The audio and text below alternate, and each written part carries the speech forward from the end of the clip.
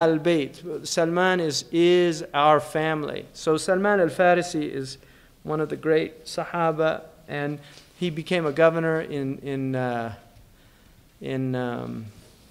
Persia.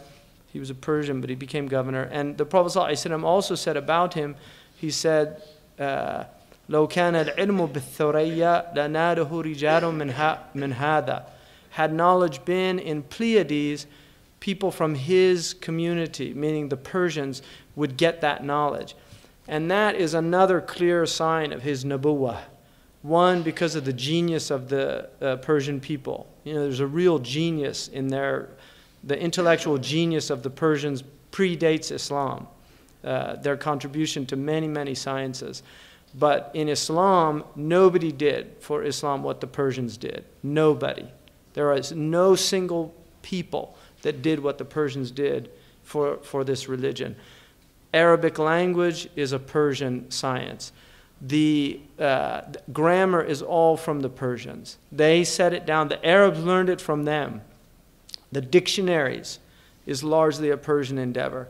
The hadith literature is almost entirely from the Persians.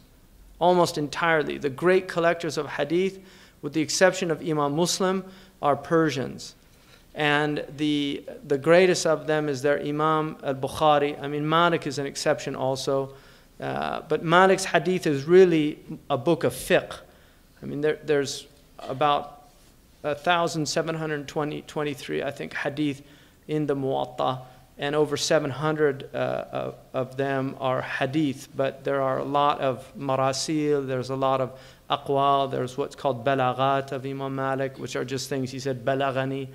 Anna Isa qala kaytu kayta. It's come to me that Isa said this or that. So, and then he has his fiqh opinions. But all of the muhaddithun are from them. Most of the great people of tasawwuf are from the Persians.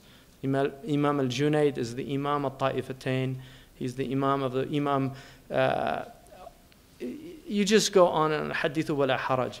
So they have an incredible contribution to, and that hadith to Islam, and that hadith is a clear proof of, again, of the Prophet ﷺ's prophecy, because he was saying, وَآخَرُونَ مِنْهُمْ لَمَّا يَلْحَقُوا بِهِمْ. In Surah Al-Jumu'ah, when Allah subhanahu wa ta'ala says, and there are others coming that have not come yet. That was referring to the Persians, according to the Mufassirun. And also that تُدْعَوْنَ إِلَىٰ قَوْمٍ أُولِي بَأْسٍ شَدِيدٍ. You will be called to a people who have great power. Those are the Persians. So, and also just as a reminder, we were just with one of the Shafi'i sheikhs of Persia in the Haram yesterday with Sheikh Abdullah al-Qadi, who's a friend of Sheikh Abdullah al-Qadi's.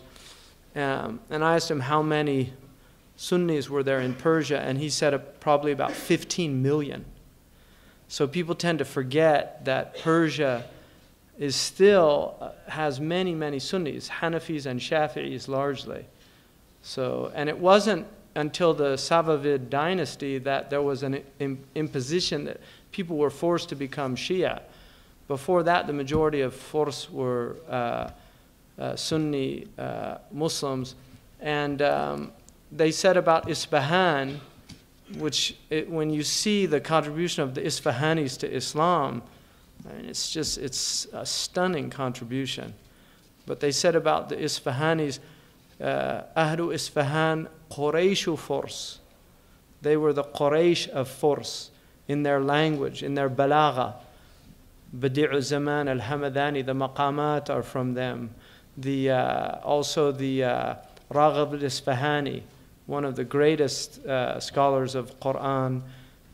His mufradat is a umda in the science of Quranic knowledge. So really extraordinary people. That's all just from mentioning Salman al-Farisi radiyallahu ta'ala anhu.